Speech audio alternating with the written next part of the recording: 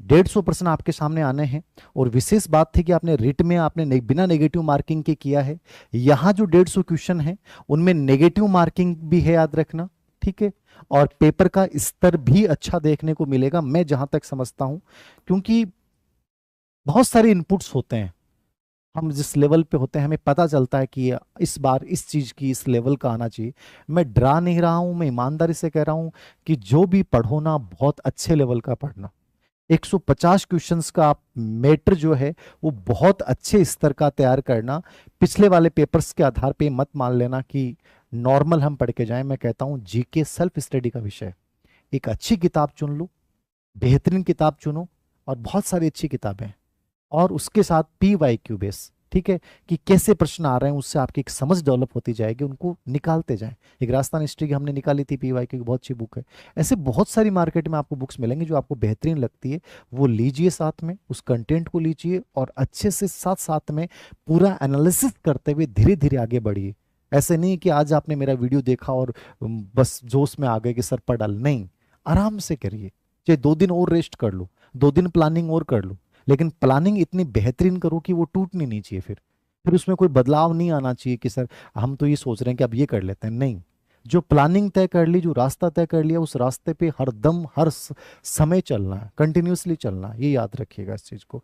तो अच्छे स्तर का कंटेंट जो है वो आप तैयार करिए। 150 क्वेश्चंस आपके पास आने हैं, और टारगेट तय कीजिए कि मैं लेवल सेकंड में हूँ, तो सब्जेक्ट को अभी से बहुत अच्छे से तैयार करना शुरू कर दूं। जीके आपका ऑलरेडी पढ़ा हुआ है, जो पार्ट आपका पहले पढ़ा हुआ उसको एक बार मत देखिए, हल्के रूप में देखना शुरू कर दीजिए। जो पार्ट नहीं देखा हुआ है उसको बहुत अच्छे लेवल से तैयार कीजिए।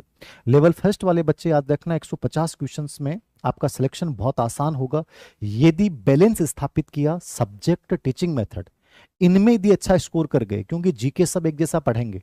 जीके का वेटेज यदि आपके ज्यादा है, 100 नंबर प्लस 80 नंबर, बट फिर भी मैं कह रहा हूं कि ये पार्ट जो है सब्जेक्ट, टीचिंग मेथड, ठीक है ना, साइकोलॉजी आपकी ठीक होगी, ICT, इस पार्ट में जो बच्चा लीड करेगा लेवल फर्स्ट में, वो ज्यादा बेटर कर पाएगा, याद रखना, क्योंकि ये पार्ट में बहुत सारा कंटेंट है।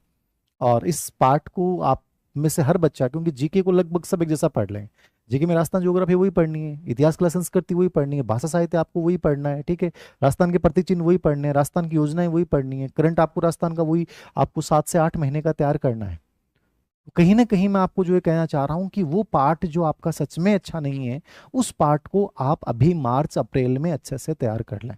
और इस चीज की चिंता छोड़ दें कि सर अगले साल होगा तो बहुत टाइम है, अगले साल फिर तो हम कोई जॉब कर लेते हैं। गवर्नमेंट जॉब यदि लगना चाहते हो तो मेरे अकॉर्डिंग आपको बलिदान करना पड़ेगा, सेक्रीफाइस करना पड़ेगा। और 1 साल सेक्रीफाइस कीजिए, हर चीज के साथ कीजिए, रिश्तों के साथ कीजिए, समाज के साथ कीजिए, अपनी इच्छाओं के साथ कीजिए। 1 साल का बलिदान आपको बहुत कुछ लौटा के जाएगा। अभी लगता होगा, और मैं नहीं कह रहा कि कोई बहुत लोड लेके पढ़ो, मैं तो कहता हूँ मस्ती के मूड के साथ भी सिलेक्शन लिए जा सकते हैं। बस थोड़ा सा जो मैं चीज आपको बताना चाह रहा हूँ कि 150 क्वेश्चंस आने वाले हैं, इनका आपको लेवल पता होना चाहिए कि मुझे किस पार्ट को बहुत किस लेवल से तैयार करना चाहिए।